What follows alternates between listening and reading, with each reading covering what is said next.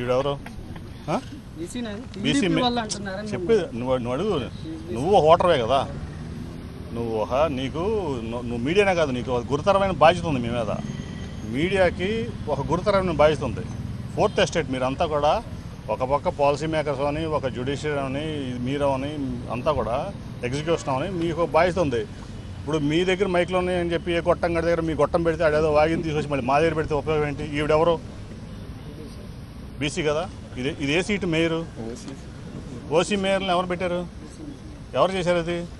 ఇవాళ నువ్వు ఊరిని ఆడేదో మాట చెప్పే కదా, మీ దగ్గర గొట్టాలు ఉన్నాయని. ఎవడో గొట్టం గడి దగ్గర పెడతారు, ఆ గొట్టం గడి ఏదో వాగితే మళ్ళీ మా దగ్గర తీసుకొచ్చి పెడతారు. అది కాదు, మీరు కూడా విశ్లేషణ చేసుకోండి. యాజ్ ఎ మీడియా మీ మీద ఒక చాలా పెద్ద బాధ్యత ఉంది.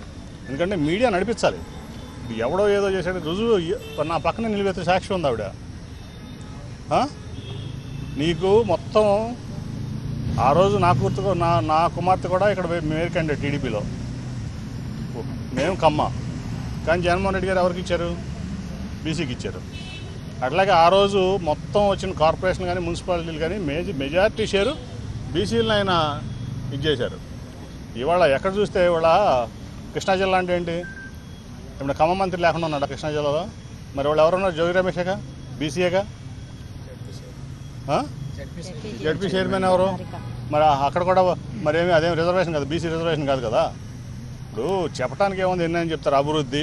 నేను చెప్తున్నా, నువ్వు ఒక సెక్రటరీ టెంపరీ సెక్రటరీ కట్టావు అమరావతిలో అని చెప్పి, నువ్వు పెట్టుకున్న ఏంటంటే పేక మేడ ఉంది చూసా, గ్రాఫిక్ మేడ అమరావతి, దాంట్లో ఒక టెంపరీ సెక్రటరీ కట్టావు, ఒక టెంపరీ హైకోర్టు కట్టావు, ఒక టెంపరీ అసెంబ్లీ కట్టావు, ఒక టెంపరీ కౌన్సిల్ కట్టావు. అందుకని నువ్వేం చేసావు? ఇవాళ నేను గ్రామాల్లోకి వెళ్తే, నేను 45 రోజులు అయి ఉంటుంది నేను వైసీపీలో వచ్చేది, నేను 100 సెక్రటరేట్లు ఓపెన్ చేశాను. ప్రజల వద్దకు పాలన తీసుకెళ్ళాడు జగన్మోహన్ రెడ్డి గారు. ప్రతి ఊళ్ళో విలేజ్ హెల్త్ క్లినిక్ వచ్చింది, ఇక్కడ హెల్త్ క్లినిక్లు వచ్చినాయి. 2000 మందికో 3000 మందికో హెల్త్ క్లినిక్ వచ్చింది. ఆర్బీకే వచ్చింది ఊళ్ళలో. సెక్రటరేట్లో 10 నుంచి 12 మంది మీకు ఏది కావాలన్నా గంటలో డెత్ సర్టిఫికేటా, బర్త్ సర్టిఫికేటా, క్యాస్ట్ సర్టిఫికేటా ఏదైనా కావాలా, ఇదివరకు ఎంఆర్ఓ ఆఫీస్కి వెళ్ళాలా, మండలానికి వెళ్ళాలా, లేకపోతే నియోజకవర్గ హెడ్ క్వార్టర్స్కి వెళ్ళాలా, లేకపోతే జిల్లాకు రావాలని ఎన్ని రోజులు తిరగాలి, ఎంత లంచాలు ఇవ్వాలండి. ఇవాళ వాలంటీర్కి చెప్తే పొద్దునకల్లా నీకు ఏ సర్టిఫికేట్ కంటే ఆ సర్టిఫికేట్ ఏది కావాలంటే అది. రైతు భరోసా కేంద్రంలో రైతులకు అండ. హెల్త్లో అట్లాగే పాము కార్డు దగ్గర నుంచి దాదాపు ఏది వచ్చినా కానీ ఇంటి పక్కన హాస్పిటల్కి వెళ్ళిపోతున్నారు, నర్సింగ్ స్టాఫ్ ఉంటుంది. 60 టెస్టులు ఫెసిలిటీస్ ఉన్నాయి. ఇవన్నీ ఎవరు తీసుకొచ్చారు?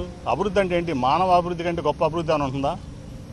నాకు తెలిసి మానవ అభివృద్ధి కంటే గొప్ప అభివృద్ధి లేదు. నువ్వేదో 5 స్టార్ హోటల్స్ కడతాను, 7 స్టార్ ఎయిర్పోర్ట్లు కడతాను, 10 స్టార్ రోడ్లు వేస్తానంటే అది ఎవరికి కావాలి?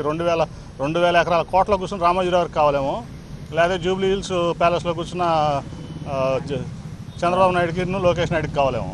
ప్రజలకు కావాల్సింది ఏంటి? హ్యాపీగా ఉండాలి, ఆకలి ఉండకూడదు, సుఖ సంతోషాలతో ఉండాలి, ఆరోగ్యంగా ఉండాలి, మా పిల్లలు బాగా చదువుకోవాలి. మరి ఇవాళ నాడు నేడు కార్యక్రమంలో పల్లెటూరులోకి వెళ్తుంటే కానీ ఇక్కడ స్కూల్స్కి వెళ్తుంటే బ్రహ్మాండంగా అప్గ్రేడ్ చేశారు. అట్లాగే ఇంగ్లీష్ మీడియం తీసుకొచ్చారు, స్కిల్స్ అప్గ్రేడ్ చేస్తున్నారు, జాబ్స్ వస్తున్నాయి. మీకు ఎవరు చెప్పారు అభివృద్ధి లేదని? రమ్మనండి. ఇప్పుడు ఈనాడో జ్యోతో TV5 కాదు కదా అభివృద్ధి అంటే ఏంటని చెప్పేది. రమ్మండి, నేషనల్ ఏజెన్సీని కూర్చొని రమ్మనండి, లేదా ఇంటర్నేషనల్ ఏజెన్సీ రమ్మనండి. వైఎస్ఆర్సీపీ పార్టీ తరఫున నేను వస్తాను చర్చికి. జగన్మోహన్ రెడ్డి గారి దాకా ఎందుకు? నేను వస్తా.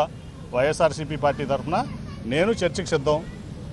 కాకపోతే ఈనాడో జ్యోతో TV5 లేకపోతే ఒక పొల్యూటెడ్ పోలరైజ్డ్ మీడియా కాదు కదా చర్చికి ఏది డెవలప్మెంట్ కాదు చెప్పేది.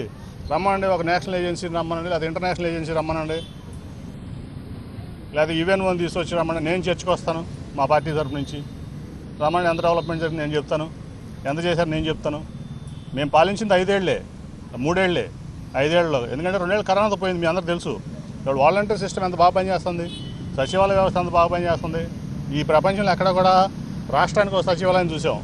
ఇవాళ 15,000 విలేజ్లో ఆల్రెడీ సొంత భవనాలు 11,000 చిల్లర ఉన్నాయి. మిగతా దాదాపు 20,000 పైన సచివాలయాలు వచ్చినాయి. 20,000 చిల్లర సచివాలయాలు వచ్చినాయి. ఏది అభివృద్ధి అంటే? నువ్వు పెట్టుకున్న గ్రాఫిక్ క్యాపిటల్లో ఒక టెంపరీ సెక్రటరేట్ కడతాం అభివృద్ధా, ఒక టెంపరీ హైకోర్టు కడతాం అభివృద్ధా, లేకపోతే ప్రతి వాడికి ప్రతి వ్యక్తి దగ్గరికి అభివృద్ధి వెళ్ళటం అభివృద్ధా? నేను చెప్తున్నా రమ్మను, మా పార్టీ తరఫున నేను వస్తా. రాబో ఏ నేషనల్ ఏజెన్సీని పెడతావా, ఇంటర్నేషనల్ ఏజెన్సీని పెడతా రమ్మను. నీ TV5 నీ ఈనాడో నీ ఆంధ్రజ్యోతి కాదు కదా డిసైడ్ చేసేది ఏది అభివృద్ధి కాదో.